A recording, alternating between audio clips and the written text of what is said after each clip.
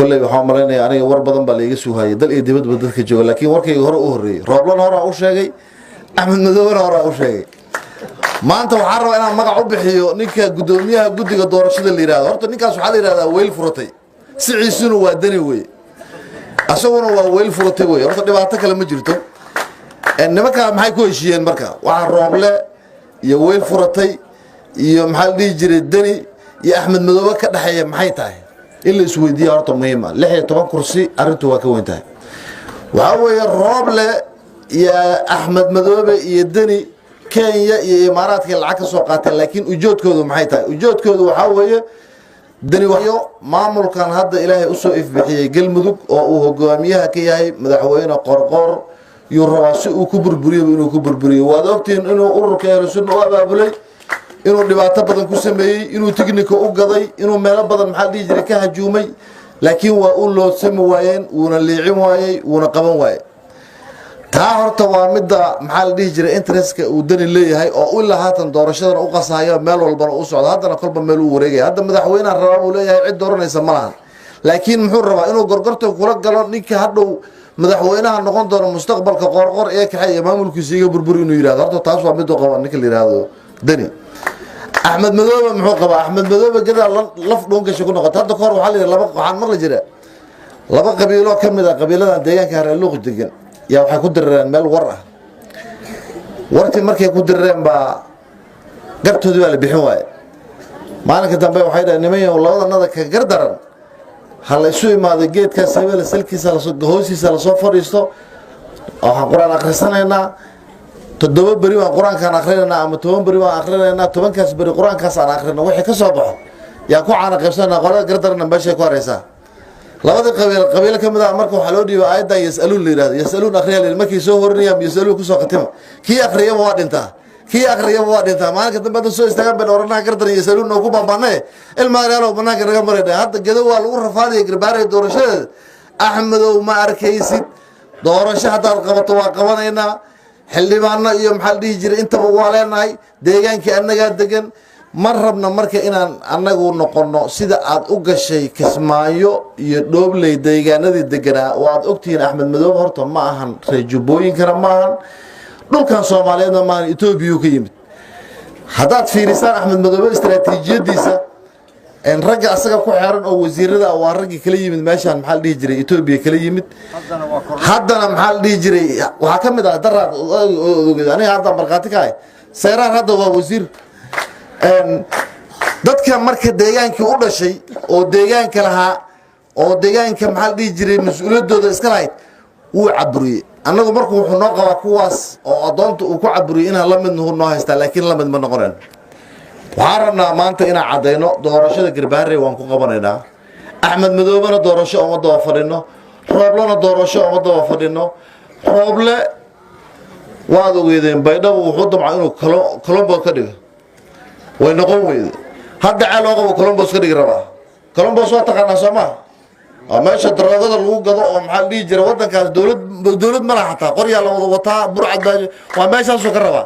marka hadda kama dhigayo caalwa Colombo caalwa iyo dadka caalwa degan sharaf bay leeyihiin doorasho loo qabto xaq bay u leeyihiin laakiin hadda yaa degan way hadda waxay xal u leeyihiin kuraasti macallimiin iyo kii gabaweyn iyo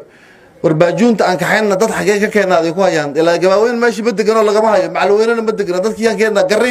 garra degan beleen garra af macallimiin wax afkooda yaqaan garra ka jira xal is weydiinayna meeshii fadhiya dadka dad doortaan rabaa 100 qof wal rabaa dadkii matalaya marka deegaanadooda waa kuwana walaahi baa lagu dharshay kursi macallimiin caalwaq muxuu ka ogyahay ma been baa soo sheegaynaa kursi gabaweyn caalwaq muxuu ka ogyahay kursi diraad caalwaq muxuu ka ogyahay waxa laga yaabaa caalwaq 3 kursi inay taala dadka degan oo degan doorashadoodu waa 3 kursi kuwa kale xagee laga keenay marka talooyinka ay bixinayaan waxa kamid ah adoonta Kenya aan dharka ka dhigna qaarkood waa lahayn dadka waxaas ku fikrayay marka waxaas war dad ma hayaan oo shacbiyad ma hayaan oo maxal dhigi jiray mas'uuliyad ma hayaan waxa ay ku fikrayaan waxa weeye dawladahan iyo maxal dhigi jiray maamul goboleedyada kala seen ku burburina waad arkaysan qiimo umada iyo isku filnaansho la'aanta ka buuqtay nimankii ayaga la xisbiga ahaa ee madaxweynayaashii hore ah baarlamaankii oo la dhaaranayo hoolka soo istaagay waxaad moodaa in ayaga la doortay qosolkooda iyo maxal dhigi jiray iskuma kalsoono اسكو صور وي اسكو صور بي ماشي فريان waxaan rabnaa marka anagu igu sawir ma warkanaga anagu waxaan cadeynaynaa kama shigshigayno beel caalam iyo heblow iyo beel caalam anagu meel oo ma farino garbaarey doorashada waa ku qabanaynaa haduu ilaa yiraahdo haday doorasho qabtaana waa qabanaynaa haday sa qabanina waa qabanaynaa warkanagu waa cadi waxaan rabnaa marka shacabka reelo kuraas baad leedihiin matalaad baad leedihiin inaad u diyaar garowdaan diyaaradaha la idinka mixigo garbaarey waa deegaankiini dadkiini oo dhan baa degan kuwa hadda inta joogana way tagayaan inaad u diyaar garowdaan doorashada ka dhacaysa garbaarey ayagu haday wax soo maleegtaan hadda waxaan idinku bishaareynayaa rooblo warkiisa waa dhamaaday rooblo warkiisa shalay ku ekaa maxaa la dhihi jiray guddigii doorashooyinka warkiisa shalay ku ekaayeen waxaasoo dhan waa isku soo dhamaadeen dalkuna maxkamad buu leeyahay sharci buu leeyahay waxaan waa la isku qabsani waa maxaa la dhihi jiray wax badan baa ka imaanayo oo dadka ayaga aysan ogeyn ujeedada marka laga rabo waxaa weeye dadkan in la qalbi jabiyo laakiin annagu haddaan qalbi jabayna Kenya darbigaan dhisan lahayd taas horta Axmed Madoobe dhigtiga ku haysto Rooblana dhigtiga ku haysto haddii shacabkan gobolka Gedo qof waxa uu yiri uu ku qalbi jabay Kenya darbigii meeshaan ka balaxa ka bilowday waxay ku geyn lahayd maxaa la dhihi jiray meeshii laga xukumay ku geyn lahayd ma dhacayso mana dhici doonto inaan qalbi jabno waxaan rabnaa marka bil Ramadaan baa lagu jiraa insha Allah taala annagu doorashaan diyaar u nahay garbaarey baana diyaar u nahay heshiiskii 17 September baana diyaar u nahay dad rabo inay iska ciyaaraan oo lacag raadsanayo oo dad kale wax ka baalkeenayo annagu oo ma istaageen inaana Soomaaliyeed rajo laga lahayn dad Soomaaliyeed rajo laga lahayn waxaan marqaati idinka qabsanayaa reer koonfur galbeed markii la damcay in la dhex galo oo xildhibaanadooda isbaarada loo dhigtay soo godoodeen xasan sheekh maxamuud iyo maxaa la dhihi jiray sheekh shariif iyo waad ogeedeen waxa ay falayeen iyo kuwa ayaga la xisbiga markii la kari waayeen heer waa loo soo gurguurto waa loo yimid annagoo markii in loo soo gurguranayo waan ogahay waan hubaa war ragga kala qabta inay imaanaysana waan hubaa dagaal haddii la yidhaahdana ninka cabaadi doono dhihi doono waa laysoo qaldina ayaga noqon doonaana waan hubaa kuwa marka meelaha ka hadlahayo oo maxaa la dhihi jiray macnaha aan lahayn inay idin qalbi jabiyaan maaha go'aankanaga shalay aan qaadanay baana sii wadanaynaa doorashaduna way dhacaysaa annaguna doorashadaasaan qabanaynaa 16 kursina ma noqon doonto 16 hore oo matalaad la'aanta ahaa waad ogtiin 4 sano hadda 16 kursi oo hadda la isku haysto xildhibaanna ku fadhiyay yaa meel ku sheego qofkee meel ku sheego yaa wax ay qabteen iyo gobolka waxay ka qabteen yaa meel ku sheego waxa weeye anagu marka xildhibaano horan ugu ciil qabna anagu hadda 4 sano maana 4 teeda kale iyo 4 ka sii horeysay baan matalaad la'aanayn waxna matalana waa keensan doonaa hadduu ilaa yiraahdo kuwaas hadda Axmed Madoobe uu wato 4 sano oo la soo dhaafay bay howlgal gobolkan ka ahaayeen haddana waxa kagama fadhina kagama sugayno Axmed Madoobena doorasho kama sugayno mana ka sugi doono asagoo hadduu caqli leeyahay ama uu wax tarahayo ama ay caqliga jirto shacabkaas jubbooyinka jubbada hoose iyo jubbada dhexe warninkaas meeshuu ka yimid iyo Shiniile iyo meelahaas uu ka yimid loo diray Ethiopia oo iska kacay haday Jubbaland ismeeda noqotana annaga iyo adinka ka wada hadlayno ka wada xaajoonayno deegaankoodii degan dhulkoodii degan maalin walba nin boorso meel ka soo qaatay inuu deegaanka hadan uu qabsado kolba meel uu nolol ordana qaadan meeno roobana anoo hadii waqti badan horeyba ugu bixi hadda kuma bixinayo garbaarey doorashadeeda adigana ma celin kartid ku adiga kula midana ma celin karo haddii hadda waxa adiga ka sheego dambana anayba suucad xumo ugu tahay wax dambe oo ka sheegay mala waqtiga adina saas oo gabagabo ku noqday doorashada lagu dhiibay doorashadana hadda waa ka soo dhamaatay khayr iyo khasaare waxa ku soo dhamaatay waxa warkayga ku soo guraanudaya reeluqow matalaadiina u diyaar garooba adika codka iskale